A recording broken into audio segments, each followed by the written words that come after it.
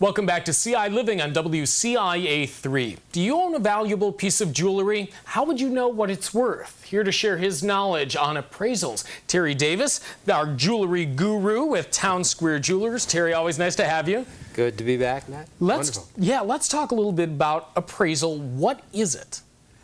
Well, an appraisal is an informed opinion as to the authenticity and the value of a particular object in a certain circumstance. Okay. How would the circumstances change? Well, for example, a value of a glass of water. It's not worth a whole awful lot if you're sitting by the pool drinking a cold Mai Tai or something. Sure, sure. On the other hand, if you've been in the desert for a week, you may hand over your car, your house, and everything else for one glass of water.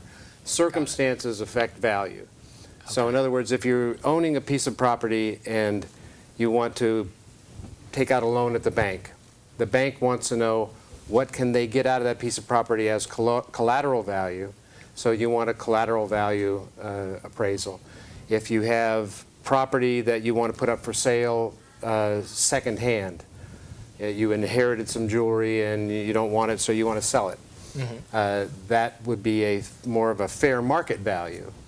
If you make a donation to a museum, you can take that off your taxes, but you have a specific value you have to use for that purpose. And so ultimately you want to make sure that the value of the material, I mean, that's what you're trying to do with an appraisal, is establish a value, like you were saying, in a context of a certain object. So what do people come to you? Do you do appraisals? We do, yes. Okay, and so what do people come to you most often for? Usually it's insurance appraisals. They want to know how much it's going to cost to replace that item if it's lost, stolen, or damaged beyond repair. Mm-hmm. So it's insurance figures are going to be assuming that you're going to go buy a new one fairly, as close to the old one as you can. And right now we're looking at the website for the National Association of Jewelry Appraisers, of which you're a member. Yes, I am. There are a number of appraisal societies that are very good. There's the ASA, which is the American Society of Appraisers, and the ISA, which is the International Society of Appraisers.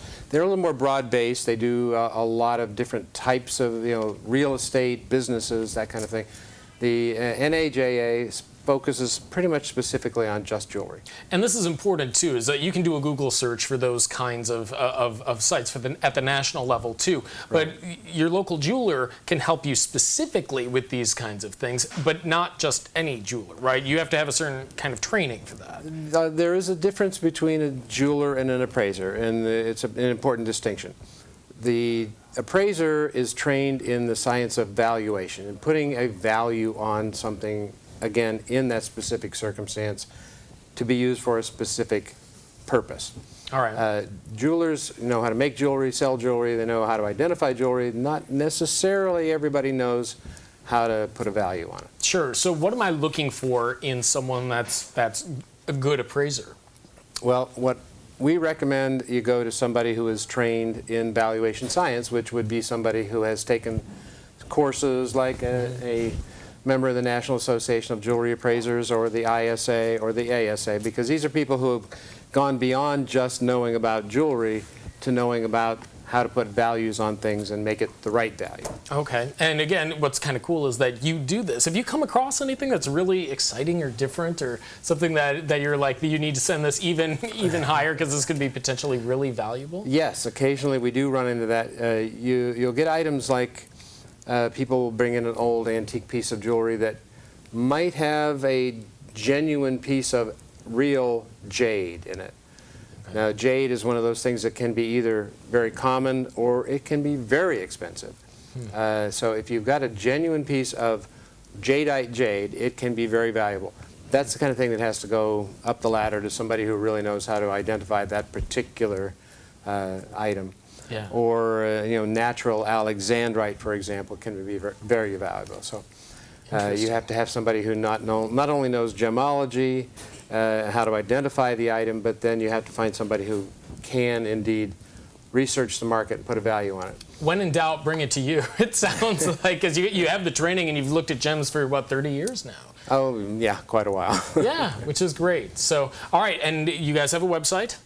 We do, www.towne Towne Square Jewelers .com or the NAJA. You can go on that and find that you can locate a local appraiser or the ISA. They all have those on their website too. All right, Terry Davis, thanks very much for your time. We appreciate it. We're going to put these links and some information you need to know as well on our website. Just go to CILiving.tv.